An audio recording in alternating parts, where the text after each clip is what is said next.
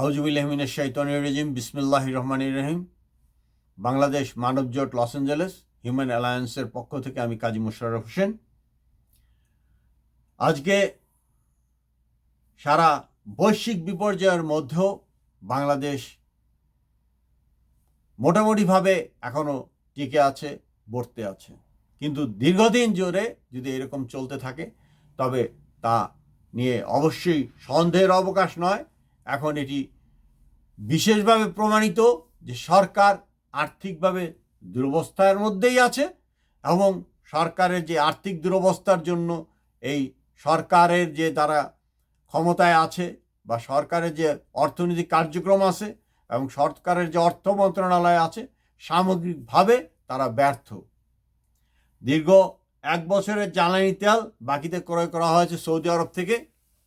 বর্তমানে কাতারের আমির উনি বাংলাদেশে ভিজিট করতে এসেছেন এবং এই কাতার সরকারের সাথে আরও 1 বছর বাকিতে জ্বালানি তেল কেনার প্রক্রিয়া চলছে। বাকিতে যাওয়ার প্রক্রিয়া থাকতেই পারে যদি আমরা আমাদের স্বার্থের পক্ষে হয়, অনুকূলে হয়।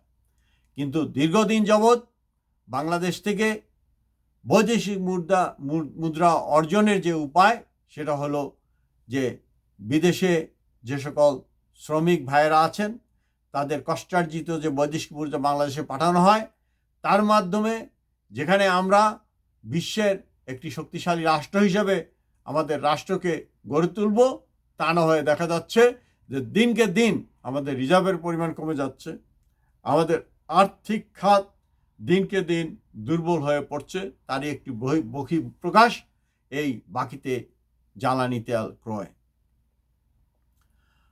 এ নিয়ে আমি অনেকবারই কথা বলার চেষ্টা করেছি যে আমাদের ডলার যারা পাচার করছে তারা সরকারের সাথে ঘনিষ্ঠ লোক, সরকারের সাথে সংশ্লিষ্ট লোকেরাই এই পাচার কার্যের সাথে জড়িত, যার জন্য কিছুতেই এই যে দুর্বলতা, আর্থিক খাতের শৃঙ্খলা, এই দুর্বলতা কিছুতেই আর যেন কাটিয়ে ওঠা যাচ্ছে না।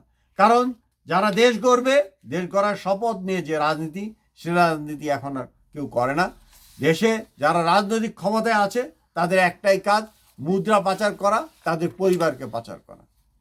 12 থেকে 1400 লোক এই কাজটি করে যাচ্ছে এবং তাদের সাঙ্গপাঙ্গ যারা আছে, তাদেরকে ক্ষমতায় যারা রাখছে, শুধুমাত্র তারাই এই কাজটি করে যাচ্ছে। যার জন্য প্রতিনিয়ত ক্যাশ ডলার পাচার হচ্ছে, বিভিন্ন উপায়ে ইনভয়েস করে, ওভার ইনভয়েস করে, আন্ডার ইনভয়েস করে এই টাকা মুদ্রা পাচার করা হচ্ছে, যার জন্য কিছুতেই আর আর্থিক শৃঙ্খলা ফিরে আসতেছে না। আজকে যদি এমন হতো যে আমরা দাবি করি আমাদের বন্ধু রাষ্ট্র ভারত বা ইন্ডিয়া, এবং এর সাথে হয়েছে কি রাজনৈতিক শক্তির সাথে আমাদের যে এই সমস্ত আমলা শ্রেণী আছে তাদেরকে এমনভাবে প্রলুব্ধ করা হয়েছে, এমনভাবে তাদের সাথে সখ্যতা তৈরি করা হয়েছে যে আমলাতন্ত্রের একটা আদর্শ থাকতে হয়, সেই আদর্শ বিচ্যুত হয়ে গেছে তারা, এবং যার জন্য এই আমলাতন্ত্র এবং রাজতন্ত্র মিলে পুরো বাংলাদেশে ফোকলা করে দিয়েছে। আমরা জানি যে আমাদের প্রতিবেশী দেশ ইন্ডিয়ার সাথে একটা ধরনের সখ্যতা আছে। যদি সরকার চাইতো তবে ইন্ডিয়ার যে আইসিএস অফিসার আছে, রিটায়ার্ড আইসিএস অফিসার আছে, তার থেকে কিছু লোক পরামর্শক হিসেবে নিয়ে এসে ধরতে পারতো যে কোথায় যাচ্ছে এই টাকা পয়সা, কিভাবে যাচ্ছে, কেন এই স্বদেশ প্রেমের ঘাটতি হয়ে গেল, কিভাবে একে প্রতিরোধ করা যায়। অথবা আমাদের দেশে যারা আছেন, যে সমস্ত বুদ্ধিজীবী শ্রেণী আছেন, তারা এখন আর বলেন না, তারা শুধু রাজনৈতিক লেজুর বৃত্তি করে যাচ্ছেন। আমাদের সেই অর্থনৈতিক ফোরামগুলা কই, ঢাকা ইউনিভার্সিটির অর্থনৈতিক সমিতিগুলা কই, তারা লেজুর বৃত্তি করে যাচ্ছেন অথবা কথা বলছেন না এই কারণে যে কথা তো কেউ শুনে না। কথা বললে যদি কেউ না শুনে তখন তো কথা বলে লাভ নেই।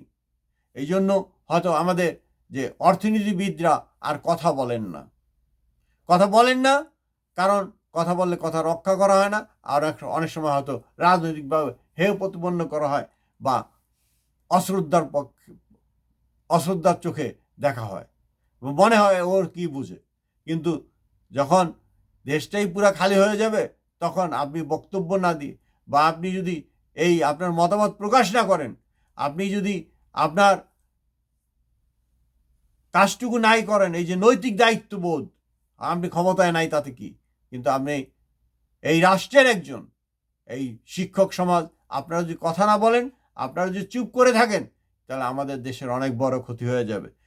যে রাজনৈতিক দুরবস্থার সাথে অর্থনৈতিক দুরবস্থায় আমাদের পতিত হওয়ার কথা ছিল না, কারণ আমাদের প্রচুর লোক বিদেশে কাজ করে, মুদ্রা এই দেশে পাঠায়, কিন্তু সেই মুদ্রাগুলো আবার ব্যাক করে চোরাপথে চলে যাচ্ছে। সেই মুদ্রাগুলো যার জন্য দেশ কখনো নিজের পায়ে দাঁড়াতে পারছে না। আপনাদেরকে অবশ্যই অবশ্যই কথা বলতে হবে। আসুন কথা বলি। মানব জোট একটি প্ল্যাটফর্ম। এখানে যে কোনো লোক, দেশের পক্ষে যারা আছেন, ধর্মের পক্ষে যারা আছেন, যে ধর্মেরই হন না কেন, অবশ্যই আসুন, একটি সৎ রাষ্ট্র গড়ে তুলি। বঙ্গবন্ধু যে রাষ্ট্রটি জীবনের বিনিময়ে আমাদেরকে হাতে দিয়ে গেছেন, সেই রাষ্ট্রটিকে দুর্নীতিমুক্ত করি। জয় বাংলা, জয় বাংলাদেশ, মানব জোটের বাংলাদেশ। আসুন দেশকে সমৃদ্ধিকে এগিয়ে নিয়ে যাই। কাজী মোশাররফ হোসেন, লস এঞ্জেলেস থেকে।